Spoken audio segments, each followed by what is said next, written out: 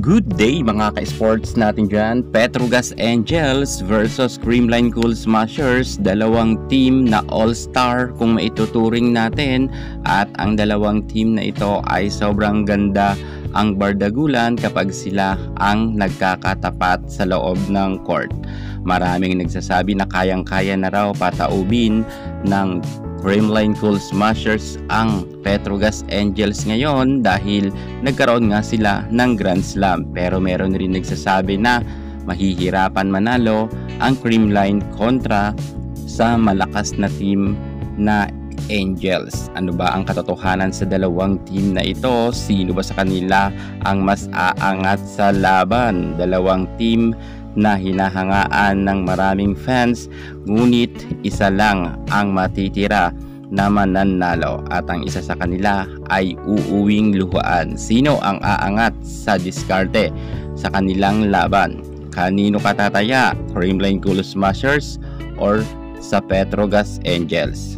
At para sa inyo, sino ba ang mananalo sa kanilang harapan? Well, pag-uusapan natin to kung sino ang mas malupit sa dalawang team na ito dahil alam natin ito ang kauna-unahang paghaharap nila sa Second All-Filipino Conference. Panoorin nyo dahil magkakaroon na kayo ng idea kung sino ang mananalo sa Creamline versus sa Petrogas. Pero bago ang lahat, subscribe ka muna, click ang ating notification bell para lagi kang updated sa lahat ng issues sa volleyball. Susunod na.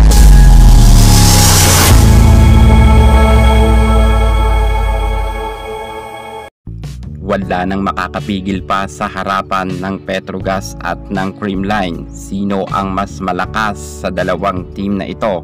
Well, eto na nga, ating iisa-isahin na at pagtatapatin muli ang kani-kanilang mga players. Unahin na natin dyan ang kanilang superstar na si Brock Van Sickle at ang superstar ng Creamline na si MV Fons. Ang dalawang ito ay kapwa, meron na ngang napatunayan pagdating sa larangan ng volleyball at meron na silang dalawang award.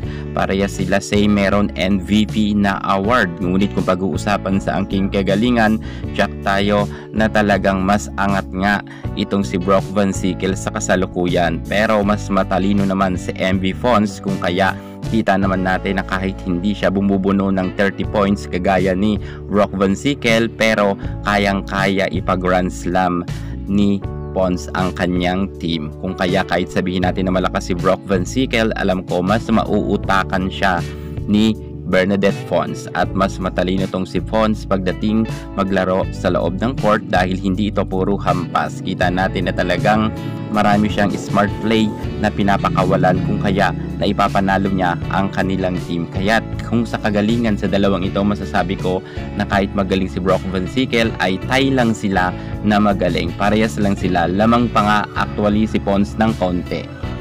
At pagdating naman kay Jonas Sabente kontra naman sa ating Darna Gemma Galanza, kung sino ba ang mas magaling sa dalawang ito? Well, syempre walang iba kundi si Gemma Galanza ang mas angat kontra kay Jonas Sabente. Sobrang dami nang napatunayan ng ating Queen Gemma Galanza. May MVP na siya, may final MVP pa, at higit sa lahat madalas siyang magkaroon ng award bilang Best Outside Spikers. Pero wag niyong maliitin itong si Jonas Sabete dahil magaling rin yan. Ngunit kung pagtatapatin natin ng dalawa, mas lamang nga lang si Gemma Galanza at mas mautak maglaro sa loob ng court. At si Jonas Sabete ay medyo napapansin ko minsan mabilis mapagod, pero itong si Gemma Galanza kahit hanggang 5th set hindi pa rin nagbabago ang kanyang galawan sa loob ng court. Kung kaya lamang talaga ang mga spikers ng nasabi nating Creamline kontra nga sa Angels. At pagdating naman sa opposite hitter, well, malaki ang respeto natin kay Nang Aismaiso Puntillas at legend na nga ito at hinahangaan ko rin panahon niya pa sa UST hanggang sa kasalukuyan.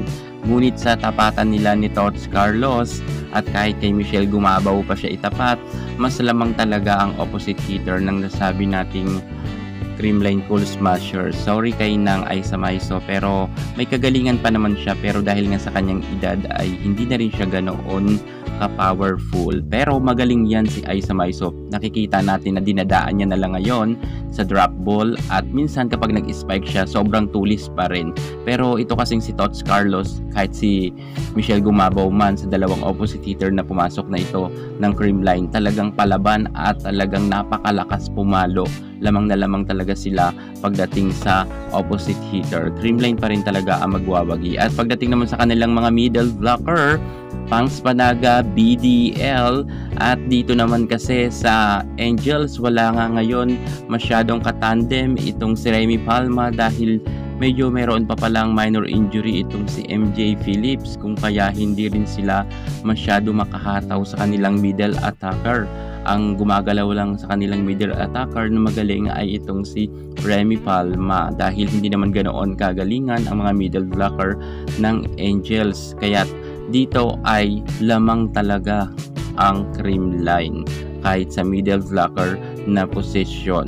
Pagdating naman sa libero, Bebila Barbon kontra naman kay Kyla Atienza, well, same sila na magaling. Nag-level up na rin kasi ngayon ang galing ni Barbon. Kung noon ay mas lamang nga si Atienza, pero ngayon eto, kitang-kita naman natin na talagang solid na ngayon ang libero ng Angels at mukhang nag-improve na itong si Baby Love Barbon, kung kaya magkakaroon talaga ng matinding tapatan pagdating sa floor defense. Nakadepende na lang yan sa kanila.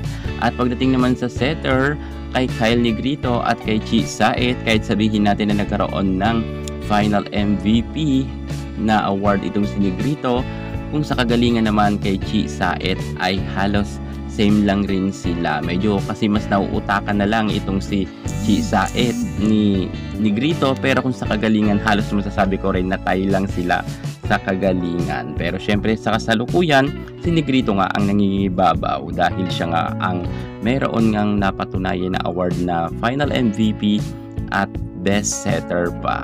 Kaya't sa mga players na nabanggit natin, talagang magandang bakbakan to pagdating sa loob ng court, pero lamang na lamang talaga ang Creamline. Kayo, para sa inyo, sino ba ang mananalo? Ako, Creamline talaga.